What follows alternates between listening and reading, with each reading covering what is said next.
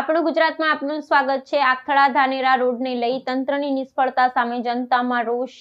ગ્રામજનો પાવડા તગારા લઈ જાતે જ રોડનું કામ કરવા મજબૂર બન્યા। બનાસકાંઠાના વાવ-થરાદ જિલ્લાના લાખણી તાલુકાનો આખથડાથી ધાનેરા સુધીનો મુખ્ય માર્ગ આજે ભ્રષ્ટાચાર, બેદરકારી અને તંત્રની અણગમતીનો જીવતો પુરાવો બની ગયો છે। વર્ષોથી રોડનું કામ ગોકુળ ગતિએ ચાલી રહ્યું છે। જાણે સરકારને લોકોની મુશ્કેલીઓ સાથે કોઈ લેવા દેવા હોય ન હોય। આ ગંભીર મુદ્દો દોલાભાઈ ખાગડાની આગેવાની હેઠળ સ્થાનિક જનતા રસ્તા પર ઉતરી આવી હતી। શાસન પ્રશાસન કામ કરવાનું ભૂલી ગયું હોવાથી લોકો પાવડા અને તગારા લઈને જાતે જ રોડનું કામ કરવા મજબૂર બન્યા। આ જન આક્રોશ વચ્ચે આખથડા પોલીસ દોલાભાઈ ખાગડાની અટકાયત કરી, જે તેલમાં આગ સમાન સાબિત થયું। લોકોએ સ્પષ્ટ શબ્દોમાં એલાન કર્યું છે, અમારો રોડ નહીં બને તો હવે એક પણ વાહન નહીં ચાલે।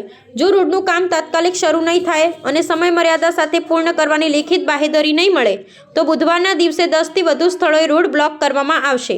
આ સાથે લોકોએ જિલ્લા કલેક્ટરને ખુલ્લી ચેતવણી આપી છે કે તેઓ જાતે સ્થળ પર આવી લોકો સાથે સામસામે બેઠક કરી સમસ્યાઓ સાંભળે। જો કલેક્ટર મેદાનમાં નહીં ઉતરે તો જનતા ધરણા પર બેસવા મજબૂર થશે, જેના તમામ પરિણામોની જવાબદારી સંપૂર્ણપણે વહીવટી તંત્રની રહેશે। આ હવે માંગ નથી, આ જનતાનું અંતિમ અલ્ટિમેટમ છે।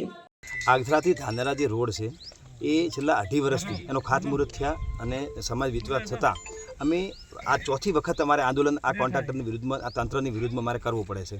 કારણ કે એટલી કામની અંદર બેદરકારી કે અજગર ગતિ કરતાં પણ ધીમું કામ અહીંયા ચાલી રહ્યું છે। અહીંયા જે આવેલા તમામ રાહદારીઓ લગભગ વધારે નહીં, આ રોડ ઉપર સાંજે લગભગ સાંજ સુધીમાં 350 થી 400 સાધન ચાલે છે। અહીંયા અપડાઉન કરવાવાળા હોય છે, વિદ્યાર્થીઓ હોય છે, અહીંયા સરકારી બસો હોય, દૂધના ટેન્કરો, દોડની ગાડીઓ હોય।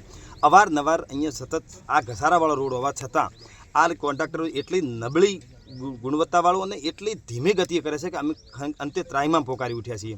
અમારી જે વાડ હતી એ સમજો છેડાપાડાની એ બધી કાઢી નાખી। હવે અહીંયા અમારે શિયાળાની સિઝનમાં પૂરેપૂરું વાવેતર કરેલું હોય છે અને આ વાવેતરના સમય અહીંયાથી રળાવું જે ઢોર હોય છે એ અંદર પડી અને પાક પણ ખાઈ જાય છે। એના ઉપર એટલું બધું ચેપટ ઉડે છે કે ચેપટના લીધે અમારું જે સાઈડવાળો પાક છે એ પણ જરા થતું નથી।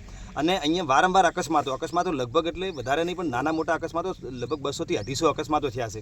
આ નાદલા ગામની વાત કરું તો એક ભાઈને અહીંયા અકસ્માત થવાથી 20 લાખ રૂપિયા એનું ખેતર વેચી મારે 20 લાખ રૂપિયા ખર્ચો કરવા છતાં એ પાર્ટી અત્યારે ખાટલાની અંદર બેઠી છે। તો આનું કોણ ભરપાઈ કરે? અમે આ કોન્ટ્રાક્ટરથી સતત કંટાળી ગયા છીએ। અમારી તો હવે એક જ અમે આજે અહીંયા બધા ભેગા થયા અને ચર્ચા વિચારણા કરી છે। અમારી હવે એક જ માગણી છે, જે અલ્ટિમેટમ સમજે, અમારી ચેતવણી સમજે।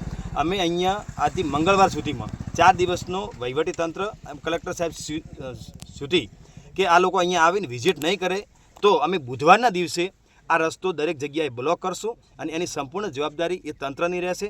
એટલે આ બધી અફડાતફડી ન થાય, પોલીસ ઘર્ષણમાં ના ઉતરે, લોકો, રાહદારીઓ, વિદ્યાર્થીઓ, દૂધના ટેન્કરો ન અટકે, એના માટે વહીવટીતંત્ર કલેક્ટર સાહેબને વિનંતી છે કે અહીંયા આવી અમારી સાથે ચર્ચા વિચારણા કરીને અમારી તકલીફો સાંભળવામાં આવે। અમે પહેલાં પણ પાલકપુર ગયા હતા, અમારી કોઈ તકલીફો સાંભળી નથી।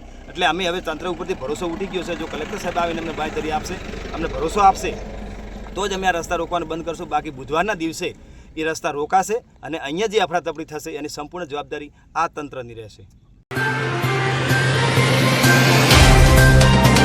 तो व्हाट्सएप, ट्विटर, फेसबुक, इंस्टा जहाँ भी आपका अकाउंट है, इसे शेयर बटन के द्वारा वहाँ पर शेयर करें।